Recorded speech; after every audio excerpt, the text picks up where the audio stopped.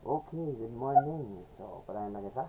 Physics for Engineers, topic, oscillations and waves. Pala na kita 15, 17. B, I think I stopped an A. Um, the mass, wala pa. Uh, the mass of the glider, A. So, may dakita usually given lang natin is 250 Newton and this graph. So, medyo graphical in here. And then, usan yung mapapansin, this is not an i-represent or an anditohan pagtika nga graph wherein that was a graph of x over time. But this is a graph of acceleration versus time. Therefore, the retira pa rin in the sense that your y dependency, I mean your acceleration dependency on time in naka-graph. Iba ito x, ano mo distances. Though we can relate x with respect to a, may mga equation niya. But anyway, ganta. I think it equation niya nga gagamiton is at first ani mo a, the mass of the glider is an kanina gihapon niya atong gingamit. An imo 2 pi period. Ang gapin niya simplicity.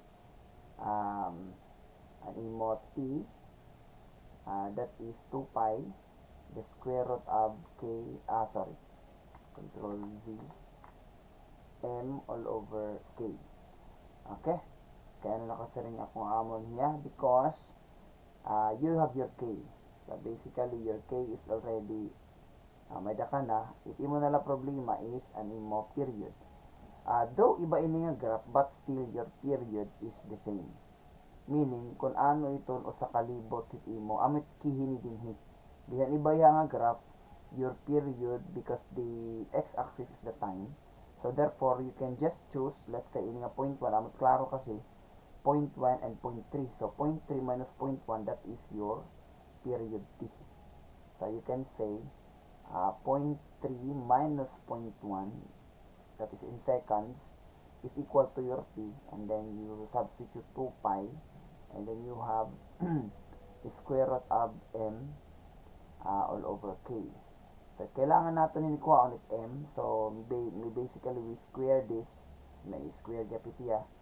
And nga 2 pi, may square gihap. You would have 2 square, 2 square pi square, tapos ini square gihap. Kaya distribute man tiya. Okay? So, if you have x and y, again, algebra kita ha, kung di ka nakakaintindi ba, malaksi man duro, sir. So, nakakaintindi. So, timo x squared, y squared. Actually, gilalaksayan ko kasi kay at this time, tapos na kasi kamo calculus. So, and then calculus really demands algebra. So, ang nakalagpas talaga ito, expected talaga nga maupay na kamot algebra. So, mga sodin actually, bisan tapaspasan. Because this is the calculus subject or an algebra, nor an algebra 1. So, you would have 0.2 squared second squared is equal to 4 pi squared. 4 pi squared. Tapos, you have an m all over k. So, basically, I could calculate m to be k. Sige, isulod ta na k. K is 2.50. So, you would have 2.50 Newton. Newton per centimeter. Centimeter. So, i-convert ta na ini. That would be 100 centimeter is equal to 1 meter. Okay, so converted na. Okay na niya, K, tapos, point 2 di igbaw, ada igbaw iton point 2 squared, and then ada ubos iton 4 pi squared. Okay, ang unit niya, ay batang talagi, second squared. Tapos, aning Newton, i-convert ta, 1 Newton is 1 kilogram meters per second squared. So, basically, you have Newton, cancel. You would have a meter, cancel. You have a second squared, cancel. So, unit of mass is kilogram. And that is our unit now. So, it can assure us that we might be doing the right thing. Of course, sir. Ang kamo ba quiz, di ba? Unit really guides you if you're doing the right thing. Yun lang. You really have to pay attention. Pag di ratchet unit, wag mo nang ipatuloy kung mali naman, di ba? Sabi ko sa inyo, there are students who just answer barely, pero kung answer gina-answeran, so sigurado latiya. They have better scores than those na gina-answer niya tanan, pero tapang-tapang man. Di ba? So nakikita talaga na kung hinat bata nga nagsigilan try, sigilan substitute, sabi na ko rin mga solution.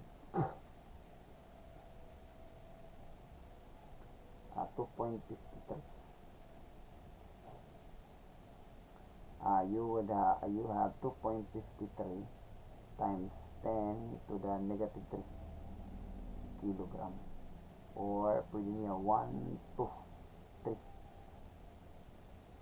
250. May 100 pa, sorry. Pare ko mabatangan 100. So, by the pa niya times 100. Pare ko ka times 100. So, that would be 0.253. Sorry. Pare ko ka times 100. So, that would be a 0.253 in 3 significant figures. Kay, tuluman na di.